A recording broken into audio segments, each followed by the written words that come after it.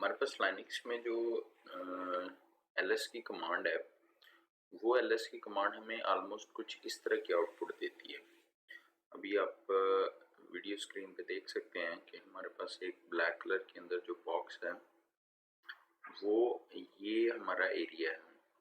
यहाँ पे हमने ls-l कमांड दी है। -l जो है इसको हम लॉन्ग लिस्टिंग फॉर्मेट कहते हैं। ये मेरा फेवरेट है।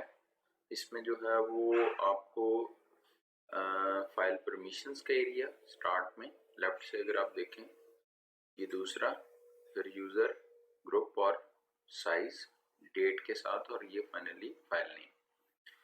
ये इस फॉर्मेट में आपको दिखाता है। तो ls-l में एक ही कमांड में आप काफी कुछ देख लेते हैं। अच्छा, इसमें जो मोस्ट इम्पॉर्टेंट पार्ट आज की डिस्कशन के लिए है, सबसे पहले तो हम ये देखते हैं कि ये ओवरऑल स्क्रीन में जिस तरह भी हमने देखा कि एरियाज कौन सी चीज का मतलब क्या है।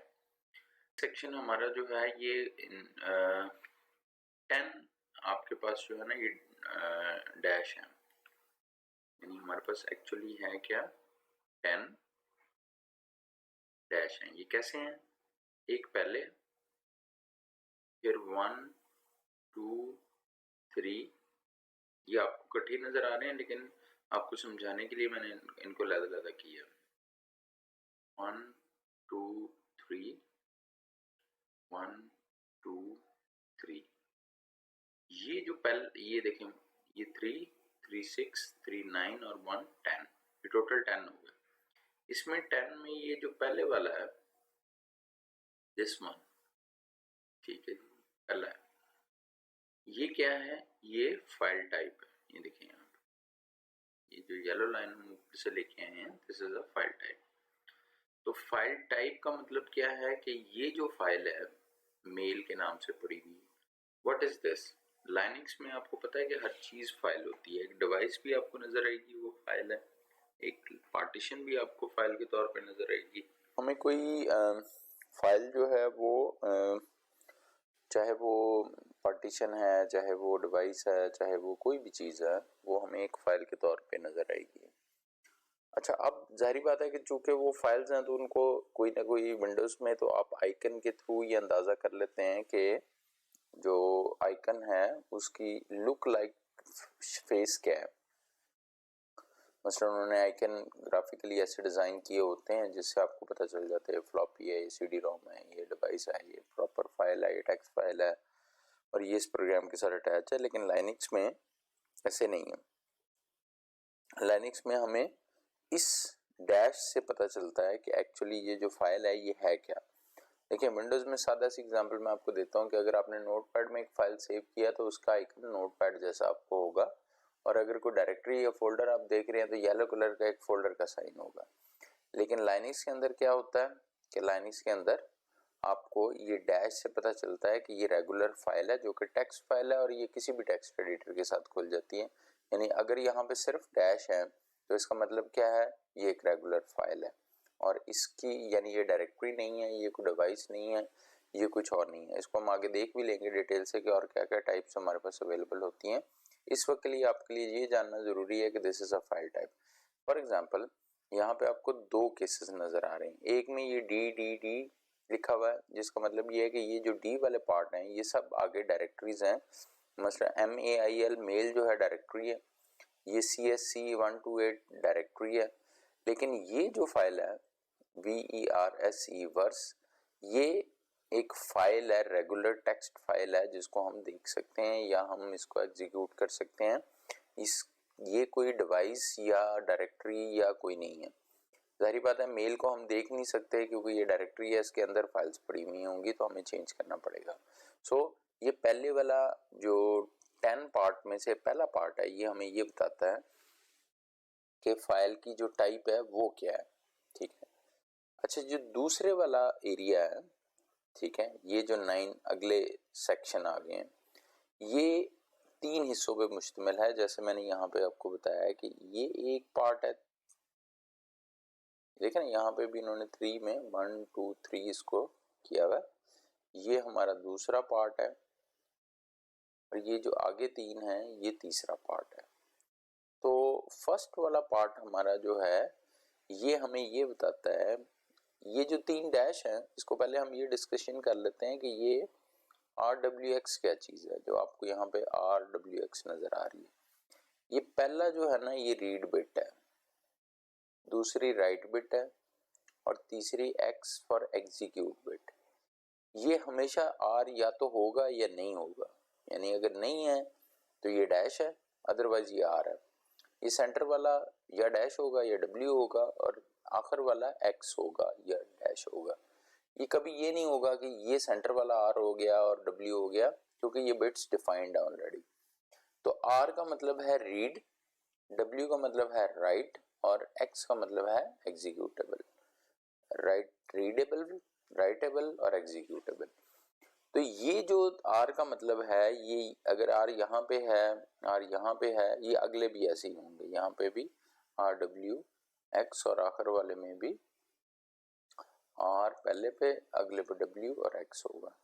अब इस R का मतलब क्या है, इस R का मतलब क्या है, इस R का मतलब क्या है, ये ग्रुप टोटली डोनेट किसको करता है। ये जो पहला R है इसका मतलब ये है कि ये रीडेबल है अगर है तो, और नहीं है तो इसका मतलब ये रीडेबल नहीं है। किसको, ये अब हम देख लेते हैं कि RWX तो हमें समझ आ गया कि रीड राइट एग्जीक्यूटेबल है, लेकिन ये जो पहले RWX हैं ये किसकी बात हो रही है। देखिए जो पहले ग्रीन कलर में यहाँ पे RWX हैं ये यूजर परमिशंस हैं, ठीक है जी, यूजर परमिशंस। यूजर परमिशंस किसकी हैं, अच्छा ये जो लाइन मैंने अभी आपको बताई है इसमें मैंने आपको बताया कि ये पार्ट जो है ये परमिशंस का है, ये हार्ड लिंक्स है, ये यूजर नेम है जिसने इसको फाइल को क्रिएट किया, ठीक है, और ये उसका ग्रुप नेम है जो इस फाइल के लिए ग्रुप अलाउड है। तो ये जो यूजर है जो इसका ओनर भी है, मसलन अगर आपने एक एक्स स्टूडेंट का नाम है आपका, कोई भी कैंडिडेट नेम है आपका, तो उस नाम से, जैसे मेरा नाम शहजाद है, मैंने एक फाइल क्रिएट की और मेरा लॉगिन नेम उस वक्त शहजाद था, जैसे अभी ये लॉगिन नेम हम देख सकते हैं कि शोम है, तो ये जो लॉगिन नेम है इसी यही ओनर बन के एक फाइल क्रिएट कर देगा। अगर मैं रूट हूँ तो रूट से फाइल क्रिएट हो जाएगी, और जो मेरा ग्रुप होगा यहाँ पे जो शुम ग्रुप है, ये यूजर है, ये स्टाफ ग्रुप का पार्ट है। तो नॉर्मली आप जब लाइनक्स में यूजर क्रिएट करते हैं तो आपका यूजर नेम और ग्रुप नेम सेम होता है। मतलब मैंने नया यूजर ऐड किया है शहजाद, तो उसका ग्रुप नेम भी शहजाद ही होगा। लेकिन अगर डिफरेंट आपने असाइन किए हुए और आप कर सकते हैं इस, तो उसके लिए जो है वो ये इस किस्म की लिसनिंग आपको नजर आ रही होगी। तो ये जो यूजर परमिशंस हैं पहली, इसका मतलब ये है कि RWX तीनों जिस यूजर ने इसको क्रिएट किया है वो इसको रीड भी कर सकता है और राइट भी कर सकता है W, और एग्जीक्यूट भी कर सकता है। एग्जीक्यूट का मतलब क्या है कि जैसे विंडोज में हम बाइनरी फाइल्स देते हैं और उनको डबल क्लिक करते हैं और वो इंस्टॉलेशन या कोई प्रोग्राम है तो वो चल पड़ता है, एप्लीकेशन रन होना शुरू हो जाती है, लेकिन नोटपैड की हम फाइल या वर्ड फाइल को हम डबल क्लिक करते हैं तो वो एक प्रोग्राम में खुल के एडिटेबल हो जाती है। तो एग्जीक्यूट वाली फाइल को जब हम एग्जीक्यूट करेंगे, यानी इस तरह करके, ये यूं करके एग्जीक्यूट, ये डॉट स्लैश करके अगर हम रिलेटिव पाथ यूज करते हैं तो क्या होगा, वो इसके अंदर लिखा हुआ कोड जो है वो रन होना शुरू हो जाएगा, एग्जीक्यूशन स्टार्ट हो जाएगी, ठीक है जी, वो एडिटेबल नहीं खुलेगी। तो ये जो एग्जीक्यूशन है ये एग्जीक्यूशन अलाउड है कि नहीं, ठीक है। लाइनक्स में बाय डिफॉल्ट चूंकि डबल क्लिक नहीं होता तो इसलिए आपको बताना पड़ता है कि आपने फाइल खोलनी है। मसलन अगर मैं इस तरह करके फाइल, यही फाइल जो है मेल, इसका नाम दे दूंगा तो ये फाइल जो है ये एग्जीक्यूट होना शुरू हो जाएगी। लेकिन अगर मैं इसको नैनो करके या यही करके या जो भी एडिटर आप यूज करते हैं, मैं इस तरह करके लिखूंगा, ये वर्स वाली जो टेक्स्ट फाइल है ये वाली, तो नैनो करके ये कमांड दूंगा तो क्या होगा, ये फाइल नैनो एडिटर में खुल जाएगी। तो लाइनक्स में बाय डिफॉल्ट कोई मैकेनिज्म नहीं होता, आपको बताना पड़ता है कि what you want to do, आप इसको एग्जीक्यूट करना चाहते हैं या आप इसको एडिट करना चाहते हैं। So this is a case. ये यूजर परमिशन जो यूजर ओनर है, इससे हमें पता चल गया कि यूजर के पास रीड राइट एग्जीक्यूट है। आगे जो ग्रुप है उससे हमें पता चलता है कि ग्रुप की रीड राइट एग्जीक्यूट क्या है, ठीक हो गया। तो ग्रुप में जो रीड राइट एग्जीक्यूट है वो परमिशंस हमने, यानी स्टाफ ग्रुप में अगर 4 लोग हैं, उसमें शहजाद है, उसमें शुमाइजा है, उसमें वलीद है और उसमें अजय है। तो ये जो लोग हैं, ये चारों लोग क्या इस फाइल के साथ क्या कर सकते हैं? पहली वाला पार्ट क्या है, ओनर क्या कर सकता है। दूसरे वाला पार्ट क्या है कि ग्रुप क्या कर सकता है। ग्रुप में जितने लोग होंगे उनको वही हो जाएगा। तो मैं अगर ये चाहता हूं कि ये जो ग्रुप है वो सिर्फ इसको एग्जीक्यूट कर सके, तो ना इसको रीड कर सके और ना इसको एग्जीक्यूट कर सके, तो मैं इसको सिर्फ 2 डैश और x लगा दूंगा। इसका मतलब क्या हुआ कि ग्रुप इसको, इस फाइल को सिर्फ एग्जीक्यूट कर सकता है। लेकिन अगर मैं ये चाहूँ कि वो रीड भी कर सके और एग्जीक्यूट भी कर सके तो r और x 2 लगा दूंगा और w नहीं दूंगा। ये दूसरा हो गया। तो RWX का मतलब क्या हुआ? Read write executable permission. ये परमिशंस को रिप्रेजेंट करता है। पहले वाले 3 डैशेस का मतलब क्या हुआ कि यूजर परमिशन जो है, ठीक है, यूजर परमिशन जो ओनर है इसका, ये वाला कॉलम जो यहाँ लिखा हुआ है वो इस फाइल के साथ क्या कर सकता है? क्या वो रीड कर सकता है? अगर आर है तो यस वरना नो। राइट कर सकता है? Yes no, x yes no. अच्छा, इसके बाद जो है वो अगले वाला सेक्शन आता है, उसमें 3 और डैशेस हैं। ये 3 डैशेस RWX के ही है। अब ये किसको रिप्रेजेंट करते हैं? ये सेकंड कॉलम को जो कि ग्रुप है। ये 2 हो गए। जो तीसरा है ये किसको रिप्रेजेंट करता है? यूजर ग्रुप तो हो गए, एनी अदर यानी आम जनरल पब्लिक जो है वो इस फाइल के साथ क्या कर सकती है। ठीक है जी। तो इसमें मोर स्पेसिफिक परमिशंस होंगी, यानी अगर एक परमिशंस ग्रुप में भी हैं और एक परमिशंस यूजर के भी हैं तो यूजर चूंकि मोर स्पेसिफिक है तो वो वाली कॉल होंगी। और ये लास्ट ग्रुप जो है ये तमाम जो अदर लोग हैं उनके लिए इस्तेमाल होगा। ये रेड वाला पार्ट जो है ये अदर एवरीवन एल्स, यानी ये यूजर और ग्रुप को निकाल के पीछे जो लोग बच गए हैं दुनिया जान के उनके साथ क्या हो रहा होगा वो इधर हमने डिफाइन किया हुआ है ये इन 3 के अंदर। तो ये 3 के सेक्शन हो गए 1 2 3 4 5 6 7 8 9 एंड 10। अच्छा जी, ये हो गया हमारा परमिशंस का पार्ट।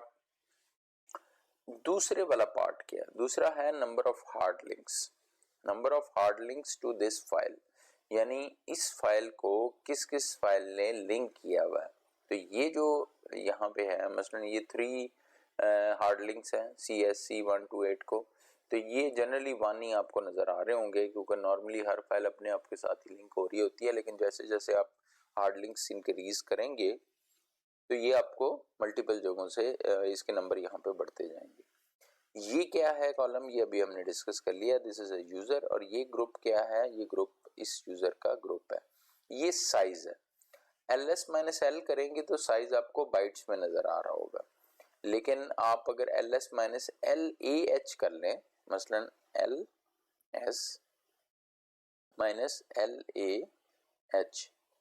या lh कर दें, तो ये जो h है ये किसके लिए है? This is for human readable, which means एक जो ये वाला साइज है ये जीबीज और एमबीज में कन्वर्ट कर दो। 4 अगर ऐसे लिखा हुआ नजर आएगा, ये नहीं पता चल रहा पढ़ के कि कितने एमबी है। हमें पता है कि ये मेगाबाइट्स हैं, ठीक है, और ये गीगाबाइट्स होगी। तो अगर हम इसको ये लिख दें, ठीक है, तो अब ये ज्यादा रीडेबल हो गया, मुझे क्विकली पता चल गया कि जीबी है एमबी है कितना है। तो ये वाला वो ऑटोमेटिकली सिलेक्ट कर लेगा जो सबसे बड़ा अप्लाई हो रहा होगा। अगर केबी है तो 3 केबी आ जाएगा। तो फाइल मुझे क्विकली पता चल जाएगी, मुझे इतने लंबे नंबर्स एवेलुएट नहीं करने, राइट। सो ये एक जो है वो हमारे पास साइज आ गया। इसके बाद आ गई डेट टाइम लास्ट मॉडिफाइड। जब आप पहली दफा फाइल क्रिएट करेंगे तो ये वो डेट होगी जिसपे फाइल क्रिएट हुई है और सेव हुई है। फिर उसके बाद जब भी आप इसको चेंज करते जाएंगे तो इसकी टाइम स्टैम्प अपडेट होती जाएगी और लास्ट फाइल डेट जो है वो आपके पास यहाँ पे डिस्प्ले होता रहेगा और ये फाइनली फाइल का नाम है। तो ls-l को हमने देखा कि लो लिसनिंग फॉर्मेट है और इसके अंदर जो है वो लॉन्ग लिसनिंग फॉर्मेट है और इसके अंदर हमें जो है वो नजर आता है ये चीजें और ये हमें परमिशंस दिखाती हैं। मैं बाय डिफॉल्ट अपनी हैबिट मैंने बनाई हुई है कि मैं लिनक्स पे जब भी काम करता हूँ तो मैं ls को -lah करके करता हूँ। ए में मुझे वो डायरेक्टरीज भी मिल जाती हैं या फाइल्स मिल जाती हैं जो हिडन हो, एच में वो ह्यूमन रीडेबल हो जाता है और -l की वजह से ये सारी इन्फॉर्मेशन एक क्विक नज़र से मैं देख के गैस कर लेता हूँ कि अच्छा मेरी अगर फाइल है तो वो एग्जीक्यूटेबल है, और एग्जीक्यूटेबल है तो इसका मतलब है कि वो उसके अंदर कोई कोड ऐसा है जो चलाने के काबिल है, या कोई whatever I want to troubleshoot. So ये हमारे पास एक एरिया था। अगली जो चीज़ है, ये जैसे अभी हम डिस्कशन कर रहे थे कि लॉन्ग लिस्टिंग फॉर्मेट में जो पहला 10 में से पहला टाइप है वो क्या है जी, वो फाइल टाइप है।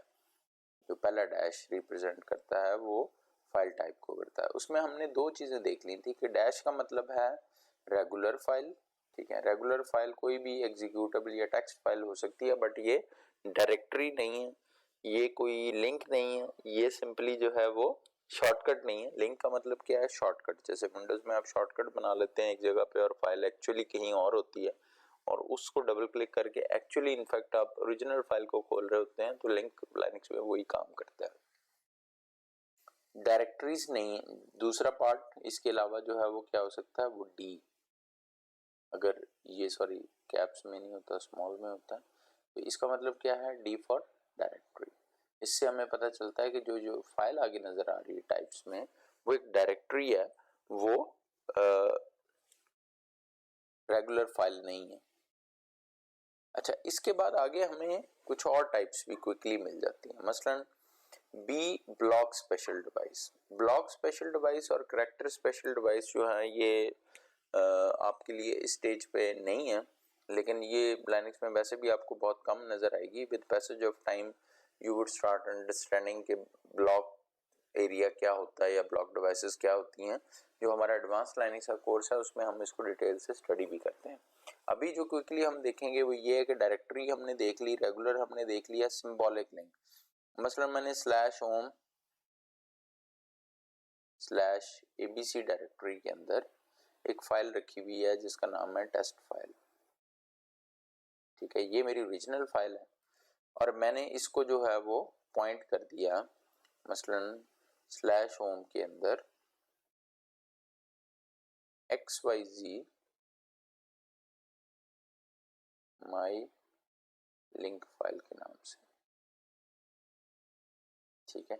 अब जब मैं ls-l करूंगा ना, तो और अगर ये लिंक है तो ये यहाँ पे मुझे l नजर आएगा, ठीक है, ये पहले वाले के अंदर, और इसके अंदर आगे परमिशंस आएंगी और फिर इसका पॉइंटर आएगा कि ये एक्चुअली सोर्स किसको पॉइंट कर रहा है।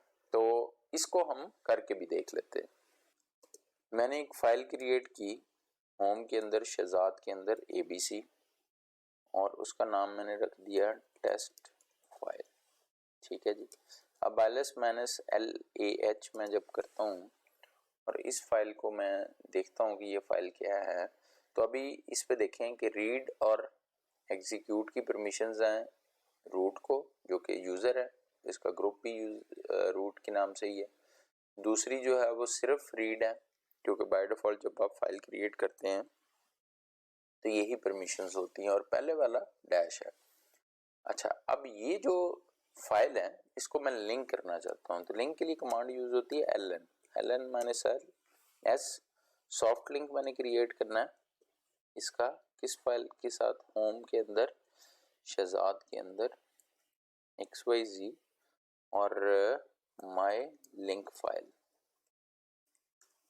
ठीक है जी। ये देखें मैंने क्या किया, मैंने ln-s किया है, जो फिजिकल सोर्स फाइल है मेरी वो मैंने दे दी है, और मैंने ये वाली जो फाइल है, ये जो जिसको मैंने नई क्रिएट करना है, जो पहले एग्जिस्ट नहीं कर रही थी, वो दे दी है। जब मैंने ये काम किया है तो अब हुआ क्या है, अब xyz के अंदर मैं देखता हूँ कि एक फाइल पड़ी हुई है, ठीक है। ये फाइल हमारे पास पड़ी हुई है, लेकिन ये फाइल जब ls हम करते हैं तो यहाँ पर नाम की बजाय पूरी डिटेल आती है कि जो माई लिंक फाइल है ये एक्चुअल में पॉइंट कर रही है इस वाली फाइल को। तो in fact this is a shortcut, this is not a regular file. Regular file जो है वो ये है जिसमें पहले वाला डैश जो है वो देखें खाली है, क्योंकि ये होम शहजाद abc के अंदर हमने प्रॉपर फाइल क्रिएट की है। लेकिन यहाँ पे ये l आ रहा है, तो ये l क्यों आ रहा है, ये इसलिए आ रहा है कि ये लिंक बन गया है। तो होम शहजाद xyz एक लिंक है जो कि इस फाइल के साथ है। जब मैं इस फाइल को एडिट करता हूँ ठीक है, मैंने अब देखें, गौर से देखें कि मैंने फाइल खोली कौन सी है। मैंने home Shahzad XYZ my link file खोली है और इसके अंदर, बल्कि पहले मैं आपको दिखाता हूँ कि देखें ये वाली फाइल खाली थी, कैट करके हम ये वाली फाइल देखते हैं कि इसके अंदर क्या लिखा। चूंकि हमने खाली क्रिएट की हुई है तो इसके अंदर कुछ नहीं है अभी, ठीक है। इसी तरह जब हम XYZ लिंक के अंदर देखते हैं तो वहां पे भी कुछ नहीं है, दोनों जगह पे कुछ नहीं है। अब मैंने जो लिंक के अंदर उसको खोला है और मैंने लिखा hi this is test, control X किया और इसको सेव कर दिया, राइट। अच्छा, अब मैंने सेव किया माई लिंक फाइल को और ओपन किया मैंने टेस्ट फाइल को, तो उसके अंदर जो इसके अंदर पहले कुछ नहीं आ रहा था, अब उसके अंदर हाय दिस इज टेस्ट आ गया। अगर मैं इसको खोल के दिखाऊं तो ये देखें इसके अंदर वो लिखा हुआ आ गया। तो इनफैक्ट हुआ क्या है कि जब हमने इस माई लिंक फाइल को खोला है तो इनफैक्ट ये लिंक जो है ये, अच्छा ये लिंक मल्टीपल भी हो सकते हैं। मसलन अगर मैं ln-s करके एक और लिंक क्रिएट कर दूं, ये ABC के अंदर टेस्ट फाइल को मैंने लिंक फाइल के साथ किया है, मैं इसको माई लिंक फाइल 2, ठीक है, 2 मैंने कर दिया। अच्छा, अब अगर मैं ls करके इसको देखता हूं, राइट, ठीक है जी, फाइल मेरी उधर की उधर ही है। XY में अब कितनी हो गई हैं फाइल्स, वहां पे 2 हो गई। माई लिंक फाइल 2 ये भी उसी फाइल को पॉइंट कर रही है और माई लिंक फाइल भी उसी को पॉइंट कर रही है, और ये दोनों ही जो है वो एक्चुअल में जब एडिट होंगे तो ओरिजिनली यही फाइल एडिट होगी। सो दिस इज अ वे कि लिंक्स कैसे क्रिएट होते हैं, या आपने शॉर्टकट या किसी और फाइल को लिंक करना है तो ये आपको खुद शायद लाइनक्स में इतनी कम ही चांसेस होंगे, लेकिन बहुत सारे वेब सर्वर कॉन्फ़िगर करते हुए या डेटाबेस सर्वर कॉन्फ़िगर करते हुए आपको एक्सटेंसिवली इस पे काम करना पड़ेगा। तो so this is a one way. तो आपको ये समझ आ गया कि जो लिंक है, जो L है, यानी ये जो फाइल टाइप को हम देख रहे हैं ना कि जो डैश होता है पहले वाला वो किस को पॉइंट करता है, वो फाइल टाइप को पॉइंट करता है। तो हमने इसमें देखा था कि स्लैश जो है वो रेगुलर फाइल है, D अगर लिखा हुआ है तो वो डायरेक्टरी है। अब हमारे पास एक नेक्स्ट एरिया आ गया कि अगर L लिखा हुआ है तो इसका मतलब है कि ये शॉर्टकट है किसी एक्चुअल दूसरी को, और इस केस में आगे नाम, सोर्स और डेस्टिनेशन पॉइंट भी हो रही होती है कि एक्चुअली ये लिंक किस को पॉइंट कर रहा है। अच्छा, सिंबॉलिक लिंक इसको हम कहते हैं जो L के साथ होता है। N का मतलब है कि नेटवर्क फाइल है, P का मतलब है कि फीफो है। फीफो जो है वो फर्स्ट इन फर्स्ट आउट के लिए यूज होता है, ठीक है, फर्स्ट इन फर्स्ट आउट। तो फीफो जो है वो नॉर्मली क्यूज के लिए यूज होता है, ये लीफो है या फीफो है, लास्ट इन फर्स्ट आउट और फर्स्ट इन फर्स्ट आउट, या फीलो है first in last out and something like that. अच्छा, ये जो S है ये रिप्रेजेंट करता है सॉकेट्स को। सॉकेट्स जिस तरह हम आपने देखा है कि एक कंप्यूटर यहाँ दूसरे क्लाइंट है वो सर्वर के साथ कनेक्ट होने के लिए, ये कोई वेब सर्वर है जो पोर्ट 80 पे लिसन कर रहा है, और ये कोई क्लाइंट है जिसके पास एक ब्राउज़र है और उसने ये वेबसाइट खोली है तो पोर्ट 80 पे जाके कनेक्ट होगा। तो इस पे जो सॉकेट है ये किस पोर्ट के साथ कनेक्टेड है, इसमें इसकी भी सॉकेट होती है, नॉर्मली इसकी भी होती है। इसमें एक कॉन्सेप्ट यूनिक्स सॉकेट का भी होता है। तो अगर कोई फाइल यूनिक्स सॉकेट के तौर पे क्रिएट हुई है तो वो फाइल आप जो है वो उसमें S लिखा हुआ देखेंगे। मसलन अगर आपने देखना हो कि आपकी लाइनक्स के ऊपर कौन सी सॉकेट्स हैं, यूनिक्स सॉकेट जो इस वक्त चल रही हैं, तो netstat कमांड होती है NET STAT और NA, ठीक है। मैं नॉर्मली ये कमांड यूज करता हूँ। netstat आपको ये बताता है कि आपके नेटवर्क के ऊपर इस वक्त क्या स्टैट्स हैं, क्या चीजें, कौन से कनेक्शन है, क्या चल रहा है। और -NA आपको ये बताता है कि N जो है वो नॉट रिजॉल्व करने के लिए, वरना वो हर एक IP एड्रेस जो नजर आएगा उसका DNS ढूंढने चला जाएगा। और A is for of course all. तो हमने ये किया, ये देखें ये कमांड जो है वो, चूंकि मैंने इसको मोर नहीं किया हुआ था तो यहाँ से शुरू हुई है और बहुत नीचे तक चली गई है।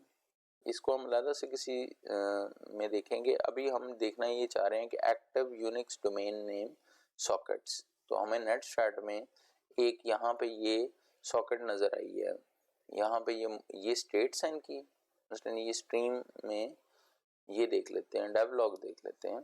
तो अगर हम इसको एलएस करते हैं, इस वाली फाइल को, ये देखें, ये हमें पता है कि एक सॉकेट है, इसका साइज हमेशा 0 होता है क्योंकि ये रेगुलर फाइल है ही नहीं। इस फाइल को हम जो है वो नैनो नहीं कर सकते, इसको एडिट नहीं कर सकते। ये नो सच डिवाइस और एड्रेस आ गया। अगर मैंने इसको कैट करने की कोशिश की है और अगर मैंने इसको नैनो करने की कोशिश की है तो वो खाली एक मुझे बताएगा और नीचे लिखा हुआ आ गया error reading this no such device और एड्रेस। क्यों? This is not a regular file. मैं इसको एग्जीक्यूट नहीं कर सकता, मैं इसको ओपन करके एडिट नहीं कर सकता। What is this? This is socket. ये देखिए पहले वर्ड पे क्या लिखा हुआ आ गया, ये एस लिखा हुआ आ गया, बाकी 10 हमेशा वही होंगे। अब इस सॉकेट को लिख कौन सकता है? रूट। यानी मैं जब इस सॉकेट का ना एक पार्ट होगा, एक एंड होगा, जब मैं इसके साथ कनेक्ट होऊंगा तो एक्चुअली ये सॉकेट जो है वो एक डिवाइस को पॉइंट कर रही है, उसको डेटा पास करेगी ये। तो ये नेटवर्क फाइल सिस्टम या कनेक्टिविटी या जो आपके टीसीपी कनेक्शंस हैं ये आप आगे जाके इसको डिटेल से देखेंगे। सो ये हमारी फाइल टाइप्स थी कि अगर हमने ब्लॉक डिवाइसेस देखनी है तो हम स्लैश डेव के अंदर देखते हैं कि शायद हमें वहाँ पे कुछ मिल जाए। ये देखें स्लैश डेव के अंदर अब मैंने एलएस किया है तो वहाँ पे सी और पी भी नज़र आ रहा है। ठीक है, तो आप स्लैश डेव के अंदर जो सी और पी है, सी हमने देखा था कि कैरेक्टर डिवाइसेस के लिए यूज होता है, डी जो है इसमें ये लिंक है एल के साथ, ठीक है, और पी जो है वो हमारे पास क्यूज के लिए यूज होता है। जी असाइनमेंट 1 आपकी ये है कि define all type of Linux file types, यानी ये जो जितने भी यहाँ पे दिए हुए हैं मैंने इन सब की डिटेल डॉक्यूमेंटेशन आप लोगों ने पढ़नी है और इसके अलावा जो और इसके अलावा हो सकते हैं उसको भी लिस्ट करना है कि और क्या क्या हो सकता है। ठीक है, और दूसरी असाइनमेंट आपकी ये है, ये असाइनमेंट 1 हो गई आपकी। अच्छा जी, असाइनमेंट 2 जो है वो, असाइनमेंट 2 आपकी ये है कि आपने एक फाइल, हर टाइप की फाइल को हाउ टू क्रिएट, यानी अगर मैनुअली आप क्रिएट करना चाहें तो आप ये आइडेंटिफाई कर सकते हो कौन कौन सी फाइल वाया कोडिंग या कमांड्स के या आप किसी तरह क्रिएट कर सकते हैं। जैसे मैं रेगुलर फाइल मुझे पता है मैं क्रिएट कर सकता हूँ, एल मुझे पता है कि मैं क्रिएट कर सकता हूँ, डी मुझे पता है कि मैं क्रिएट कर सकता हूँ। एल क्या है? ये लिंक है, इसको ln-l एस की कमांड से मैं क्रिएट कर लूँगा तो जब ये फाइल आएगी, ये हमने देखा भी है यहाँ पे। डी जब मैं कोई नई डायरेक्टरी बनाता हूँ ऑटोमेटिकली डी हो जाएगी। रेगुलर फाइल जब मैं क्रिएट करता हूँ कोई भी फाइल, वो रेगुलर फाइल है, ये मुझे पता चल गया। सॉकेट का मुझे पता चल गया कि जब मैं प्रोग्राम को लिखूंगा जिसमें यूनिक्स सॉकेट यूज हो रही है तो वो जो फाइल यूज करेगा वो एस होगी। इसका आप कोड बैश में या कोई पर्ल में देख भी सकते हैं, लेकिन अभी आपको डिटेल कोड एग्जीक्यूट करने की जरूरत नहीं है, सिर्फ मेंशन करने की जरूरत है कि आप कैसे कर सकते हैं। बाकी सबकी आपने असाइनमेंट में खुद बताना है कि, और ये जो आप यहाँ पे से फॉर एग्जांपल अगर आप 10 लिस्ट करते हैं तो 10 की 10 का आपने असाइनमेंट 2 में ये बताना है कि कैसे क्रिएट कर सकते हैं। इसमें कोई क्वेश्चन हो तो मुझसे पूछ लें। फिर आप एक दफ़ा जो है वो समझने के लिए कि फाइल टाइप, ओनर, ठीक है, इसमें एग्जाम्पल के तौर पे RW दिया हुआ है, इसको कोई भी कर सकते हैं, यहाँ एग्जाम्पल के तौर पे दिया हुआ है, यहाँ एग्जाम्पल के तौर पे दिया हुआ है। तो RWX होता तो इसका मतलब है कि ओनर के पास एग्जीक्यूटेबल के राइट्स हैं या एग्जीक्यूटेबल फाइल बन गई है, लेकिन अभी ये एग्जीक्यूटेबल फाइल नहीं है क्योंकि तीनों में से कोई भी इसको एग्जीक्यूट नहीं कर सकता। तो ये फाइल जो है ये एग्जीक्यूट नहीं हो सकती जब तक कोई एक्स इसके साथ नहीं लगेगा। जब आप डैश कर देते हैं तो इसका मतलब है कि डिनाइड, यानी अगर कुछ भी नहीं है तो वो वाली बिट इस पे काम नहीं करेगी। अच्छा, इसमें जो चीज देखने वाली है वो इम्पोर्टेंट चीज ये है कि लाइनक्स की जो फाइल परमिशंस हैं ये तो हमने देख लिया। अब सवाल ये पैदा होता है कि हमने इनको जब क्रिएट करना है या चेंज करना है तो वो कैसे करना है, उसको भी हम समझ लेते हैं। लेकिन लाइनक्स में ये जो काम है ना ये दो तरीकों से होता है। एक तो सिंपल और सादा तरीका ये है कि आप जो नाम है वो लिख लें, ठीक है, chmod चेंज मॉड इसको कहते हैं, चेंज मॉड। इसकी आप मैन करके डॉक्यूमेंटेशन देखेंगे इसकी मैं असाइनमेंट आपको पहले लिखवा दूं, फिर मैं भूल जाऊंगा। असाइनमेंट आपकी ये है कि आपने CH मोड की मैन के जरिए डॉक्यूमेंटेशन देखनी है और इसमें जो भी स्विचेस होते हैं, मतलब -L है, -A है, या जो भी है, वो तमाम स्विचेस आपने डिफाइन करने हैं। हमारी ये चल रही है कि CH मोड जो है वो इसकी परमिशंस को चेंज कर देता है। अच्छा जी, CH मोड जब परमिशंस को चेंज करता है तो मुझे लिखने की क्या जरूरत है। मसलन अभी हमने देखा था कि हमारे पास /home के अंदर एक फाइल शहजाद के अंदर ABC और उसके अंदर टेस्ट फाइल पड़ी हुई है। ठीक है, ये जो टेस्ट फाइल है इसकी परमिशंस अभी फर्ज कर लेते हैं कि RWX है। मैं पहले एक को डिस्कस करता हूँ, बाकी सबके लिए वही तरीका होगा। तो मैंने CH मोड जब किया, ठीक है, शुरू में ये कमांड आ गई और आखिर पे बिल्कुल फाइल नेम आ गया जिसको मैंने चेंज करना है। ये फाइल का नाम फुल पाथ के साथ हो सकता है या रिलेटिव हो सकता है कि मैं उसी डायरेक्टरी में हूँ तो सिर्फ फाइल दे दूँ, अगर मैं बाहर रूट पे हूँ तो मुझे फिर फुल पाथ देना पड़ेगा। लेकिन आगे मैंने क्या देना है, अब देखें, मैं अगर +X करता हूँ तो इसका मतलब क्या है, इसका मतलब है कि एग्जीक्यूटेबल की परमिशन ऐड कर दो। अब ये मैं आपको करके दिखाता हूँ। यहाँ पे देखें हमारे पास जो है ना वो ओनर के पास रीड राइट है, ग्रुप के पास रीड है और एवरीवन एल्स के पास रीड है टेस्ट फाइल के ऊपर। इसके अलावा और कुछ नहीं है। मैंने CH मोड किया, +X किया कि एग्जीक्यूट की परमिशंस दे दो किसको, होम के अंदर शहजाद के अंदर ABC और उसके बाद टेस्ट को, ये फाइल को है। CH मोड डायरेक्टरी और फाइल्स दोनों की परमिशन चेंज कर सकता है, इसलिए एहतियात करें। तो ये अगर आपने सिर्फ डायरेक्टरी दी तो वो सारी डायरेक्टरी के अंदर पड़ी हुई हर फाइल की परमिशंस भी चेंज कर सकता है। तो आपने जो है वो एहतियात करनी है और ये मेक श्योर करना है कि जो आप कमांड एग्जीक्यूट करने लगे हैं CH मोड +X करके, उसमें ये जो फाइल है ये पूरी फाइल आखिर तक आपने डिफाइन की हुई हो। ठीक है, ये मैंने एंटर किया और साथ ही मैंने टेस्ट फाइल को सिर्फ कहा कि मुझे इसकी परमिशंस दिखा दें। ये देखें, अब +X करने से क्या हुआ है कि उसने तीनों जगहों पे ये ऐड कर दिया। ये मेरे पहले क्या था, ओनर के पास यहाँ पे सिर्फ रीड और राइट थे, एग्जीक्यूट नहीं था। +X ऐड करने से उसने ओनर के पास रीड राइट एग्जीक्यूट तीनों दे दिए। अच्छा, ग्रुप के पास सिर्फ रीड था, राइट और एग्जीक्यूट नहीं थे। +X की कमांड देने से उसने R और X, R पहले ही था, X ऐड कर दिया। Same is the case for everyone else. तो ये आपने देखा कि ये काम हो गया। अच्छा, अगर दूसरा इसमें ये चीज है कि अगर मैंने इसको माइनस करना है तो मैं सिंपली CH मोड -X करूंगा, यानी यहाँ मैंने +X किया था यहाँ पे, तो उसने सबकी X जो परमिशन है वो ऑन कर दी थी, रूट की भी कर दी, ओनर की भी कर दी, ग्रुप की भी कर दी, एवरीवन एल्स की भी कर दी। अब मुझे क्विकली अगर सारी ही तीनों ग्रुप्स के अंदर से X हटाना है तो मैं ये देखेंगे, पहले मैं क्रिएट करता हूँ, सॉरी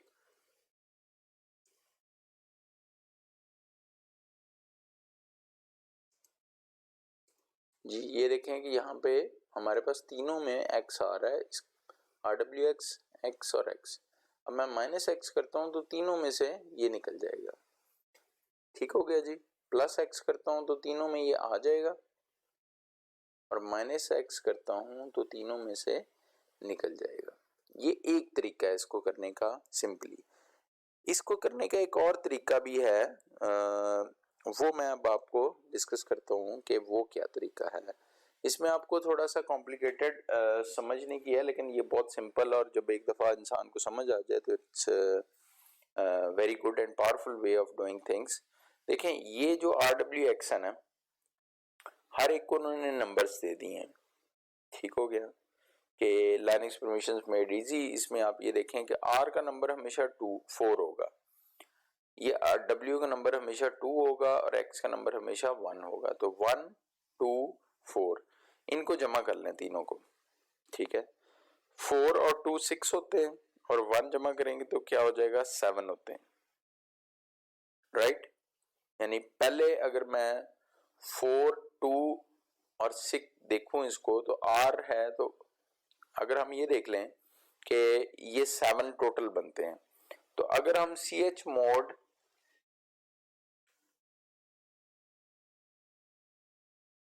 ठीक है जी 7 पहले के लिए, यूजर के लिए, ग्रुप के लिए 7 और तीसरे के लिए एवरीवन के लिए 7 दे और आगे टेस्ट फाइल दें, तो हमने इसको क्या इंस्ट्रक्शन दी है? हमने इसको दिया ये है कि पहले ग्रुप के 7, दूसरे के 7, तीसरे के 7, तो इन तीनों ग्रुप्स के 7 7 7 ठीक है, ये तीनों 7 7 करके इनको ऑन कर दो। ठीक है, तो वो क्या करेगा, वो पहले के भी रीड राइट एग्जीक्यूट इनेबल कर देगा, दूसरे के भी रीड राइट एग्जीक्यूट कर देगा और तीसरे के भी। ठीक हो गया। तो हमें ये पता चल गया कि अगर हम 7 नंबर यूज, इस नंबर का कॉम्बिनेशन एक बनाएंगे और कॉम्बिनेशन हम दे देंगे, तो कॉम्बिनेशन अपनी तरफ से खुद डिसाइड कर लेगा। अब लोगों को लगता है अच्छा जी मैंने अगर सिर्फ x देना हो, इसको मैंने w देना हो और इसको मैंने r देना हो, तो फिर मैं क्या करूंगा? मसलन पहले को आपने x देना, दूसरे को w देना, तो तीसरे को r देना। तो वही हम ch मोड की कमांड बनाएंगे। पहले को हमने x देना है, तो x की वैल्यू क्या है? 1 है। ठीक है, अगर 2 देने होंगे तो दोनों को प्लस कर देंगे, लेकिन चूंकि हमने एक ही देना है तो हम उसको उसी की वैल्यू लिख देंगे डायरेक्ट। दूसरे में हमने क्या देना है? w, तो 1 2, और तीसरे को हमने क्या देना है? सिर्फ रीडेबल, तो 1 2 4। अगर मैं ये लिख के टेस्ट फाइल करूंगा तो मेरे पास जो परमिशंस आएंगी वो पहले में क्या आएगा? सिर्फ x, जो ओनर है वो इसको सिर्फ एग्जीक्यूट कर सकता है, राइट। अच्छा, दूसरे में मेरे बाकी सारे क्या हो जाएंगे? दोनों डैश हो जाएंगे। अच्छा, चूंकि मैंने 1 ही यूज किया है ना पहले 1 2 4 में से, दूसरे में 2 है तो w आ जाएगा, रीड और x गायब हो जाएंगे, तो रीड भी गायब हो गया, w आ गया और x भी गायब हो गया। अच्छा, तीसरे में मेरे पास 4 है, तो 4 में मेरे पास सिर्फ रीड है, x और w गायब है, तो मैंने r लिखा, w भी गायब है और x भी गायब है। तो 1 to 4 लिखने से मुझे ये कंबाइन तीनों ग्रुप्स की परमिशंस मिल गई। 777 लिखने से मुझे इन तीनों की कंबाइंड 777 मिल गई। तो हमने ये देख लिया कि सिंपली अगर हमने एक लाना हो तो एक नंबर, और अगर तीनों लाने हो तो तीनों को कंबाइन करके नंबर। अब जो कॉम्बिनेशन हम बनाएंगे वो ऑटोमेटिकली बनता जाएगा। मसलन एग्जांपल के तौर पे अगर मैं सिर्फ रीड और राइट लिखना चाहता हूँ, यानी एक ही कमांड में मैं चाहता हूँ कि उसका एग्जीक्यूट ना मिले, रीड और राइट मिले, तो मैं क्या करूंगा? रीड की बिट और राइट की बिट, इन दोनों को जमा करके मेरे पास 4 और 2 6 आ गया। तो अगर मैं 6 देता हूँ यहाँ पे, तो यूजर के पास सिर्फ रीड और राइट आ जाएगा, एक्स नहीं होगा। अगले के अंदर मैं कहता हूं मुझे रीड और एक्स देना है, तो 4 और 1 5, यानी रीड भी हो और एग्जीक्यूट भी हो, राइट ना कर सके, तो अगले के अंदर मैं क्या लिख दूंगा? 6 5। ठीक है, अगर मैं चाहता हूं सिर्फ रीड तो 4। आप 777 और 0644 ये मोस्ट कॉमन होती हैं। ये पहला जीरो जो है ये आप लगा सकते हैं अगर आप चाहें, यानी इसको जीरो के साथ भी देते हैं। तो ch मोड 654 या ch मोड 777 जो है ये फाइल को देंगे तो इससे परमिशंस की बिट सेट हो जाएंगी। बिट सेट करने के लिए क्विकली मैं एक दफा फिर आपको रिवाइज करा देता हूँ। r का नंबर है 4, w का नंबर है 2, x का नंबर है 1, यानी 4 2 1 इनके नंबर है। इन नंबरों के हिसाब से अगर आपने तीनों परमिशन ऑन करनी है तो इन नंबरों को जमा कर दें जो जो ऑन करनी है, और जो वैल्यू आएगी वो आप यहाँ पे दे के फाइल एग्जीक्यूट कर दें। अगर आपने 7 दिया है तो 4 + 2 6 + 1 7, तो ये तीनों 7 के लिए तीनों ऑन कर देगा। अगर हमने सिर्फ एग्जीक्यूट और आर करनी है, आर का नंबर है 4, एग्जीक्यूट का नंबर है 1, आर +1 जो है वो 4 + 1 5 हो जाएगा। अगर हम वैल्यू 5 दे देंगे तो ये हो जाएगा। 3 नंबर आप लिख सकते हैं, एक नंबर इसको रिप्रेजेंट करेगा, एक नंबर इसको रिप्रेजेंट करेगा और एक नंबर इसको, और ये तीनों नंबर जो हैं वो आपको ये कर देंगे। अब इसी चीज को मैं आपको एग्जीक्यूट करके दिखा देता हूं। ये हमारे पास फाइल पड़ी हुई है, टेस्ट फाइल। इसके अंदर हमने क्या करना है? सबसे पहले हमने माइनस करके इसको सिंपल हम कर लेते हैं ताकि कॉम्प्लिकेशन इसके अंदर से खत्म हो जाए। ठीक है जी, ये एक तरीका था +- x करने का, +- w करने का, +- करने का एक तरीका था। एक तरीका मैं एक और बताने लगा हूं। अभी हमारे पास वही फाइल है और उसमें पहले के पास परमिशंस हैं RW, दूसरे के पास सिर्फ R है और तीसरे के पास सिर्फ R है। अब मैं चाहता हूं कि सब के अंदर सारी परमिशंस ऑन हो जाए। तो मुझे ये पता है कि पहले को अगर मैंने सारी परमिशंस ऑन करनी है तो उसको मैं दे दूंगा 7, दूसरे को सारी परमिशन ऑन करनी है तो उसको भी मैं दे दूंगा 7, और तीसरे को मैंने सारी परमिशन ऑन करनी है तो उसको भी दे दूंगा 7। आगे मैं फाइल का पाथ दूंगा फुल। ये याद रखें, मैंने आपको दोबारा बता रहा हूं कि अगर आप फाइल का नाम नहीं देंगे तो पूरी डायरेक्टरी में पड़ी हुई फाइल्स की वो हो सकता है कि चेंज कर दे। तो it's you have to be very careful. अगर पूरे ऑपरेटिंग सिस्टम पे ये चल गई आपका पूरे का पूरा सर्वर तबाह हो सकता है। तो क्योंकि हर फाइल की परमिशन जो है वो उसके प्रोग्राम के अकॉर्डिंगली डिफाइंड होती हैं, और कुछ जगहों पे ये स्ट्रिक्टली, जैसे रूट की या सिक्योरिटी की कुछ फाइल्स हैं, उनकी परमिशंस अगर चेंज हो जाएं तो लाइनक्स आपको एरर देना स्टार्ट कर देती है and your server won't be executable, it could be crash. So it could be very serious thing कि आप उसको गलती से किसी तमाम डायरेक्टरी के ऊपर रन कर दें until unless you know that कि you want to do it. मसलन एक डायरेक्टरी है, उसके अंदर फाइलें पड़ी हुई हैं 4000, अब आप उन सारी फाइलों को करना चाहते हैं तो फाइल बाय फाइल तो नहीं करेंगे, अब उस डायरेक्टरी के अंदर ही देख के करेंगे। But you have to be very careful कि वो उसी डायरेक्टरी के ऊपर, उन्हीं फाइल्स के ऊपर एग्जीक्यूट करें जिस पे आप करना चाह रहे हैं। अगर कोई किसी और की भी उसने फाइल चेंज परमिशन चेंज कर दी जो आप नहीं करना चाह रहे थे, तो it might not be the desirable result और वो आपके सिस्टम को क्रैश कर सकता है। ठीक है, अब हम इसको देखते हैं कि 777 करने से हुआ क्या। देखें, RWX सबको सब परमिशंस मिल गई। अगर मैंने कहा कि मैंने सबकी सब परमिशंस खत्म करनी है तो 000, ठीक है जी, तीनों परमिशंस मैंने खत्म कर दी, खाली हो गया। अब इस पर कुछ नहीं हो सकता। अब मैं कहता हूं मैंने सिर्फ उनकी, ठीक है, आर की परमिशन और एग्जीक्यूट की परमिशन तीनों की ऑन करनी है। राइट मैं तीनों में से किसी को नहीं देना चाहता, तो मैं क्या करूंगा, मैं आर का नंबर है 4, एग्जीक्यूट का नंबर है 1, 4 + 1 5, ये मैंने पहले वाले को दे दी ओनर को, ये मैंने ग्रुप को दे दी और ये मैंने उसको दे दी। ठीक है, या इसको मैं यूं कर लेता हूं, ये क्विकली आपने देख लिया कि देखें RX तीनों को मिल गया। अच्छा, अभी तक हम चूंकि एक ही नंबर की प्रैक्टिस करते हैं, मैं नंबर चेंज कर लेता हूं ताकि आपको पता चले। यूजर को हम सारी परमिशंस देना चाह रहे हैं, ग्रुप को हम चाहते हैं कि वो सिर्फ और सिर्फ रीड कर सके। ठीक है, तो उसका नंबर है रीड का 4, तो हम यहाँ पे 4 दे देंगे। और जो एवरीवन एल्स है वो ना रीड कर सके, ना एग्जीक्यूट कर सके और ना राइट कर सके। ठीक है, अब मैंने 740 दे दिया, तो पहला जो ओनर है उसके 3 में से तीनों ऑन होने चाहिए, दूसरा ग्रुप है उसमें सिर्फ आर ऑन होना चाहिए क्योंकि नंबर 4 है, 2 और 1 3 होते हैं और वो मिलके 4 नहीं बना सकते, तो रीड हमेशा 4 के लिए होगा, और 0 का मतलब है कि कोई परमिशन नहीं है। अब देखें आप फाइल के पास, तो आपके पास पहले में RWX तीनों आ गए, अगले में सिर्फ रीड आ गया और उससे अगले में कोई परमिशन नहीं आई। सो दिस इज दी वे कि आप जो है वो लाइनक्स परमिशंस को CH मोड से एक्टिवेट कर सकते हैं या डीएक्टिवेट कर सकते हैं। ये असाइनमेंट्स हैं, ये मैंने डिफाइन कर दिए आगे आपको स्क्रीन के ऊपर, तो अगली स्क्रीन पे आप देख लें। एक तो आपने जो है वो CHGRP इस कमांड की डॉक्यूमेंटेशन और इसके मुख्तलिफ स्विचेस आपने एक्सप्लेन करने हैं। उसका तरीका ये है कि हर बंदा एक फाइल के अंदर, ठीक है, एक नोटपैड की फाइल बनाए या एक वर्ड की फाइल बनाए या एक PPT फाइल बनाए और उसके अंदर इसके जो है वो करें।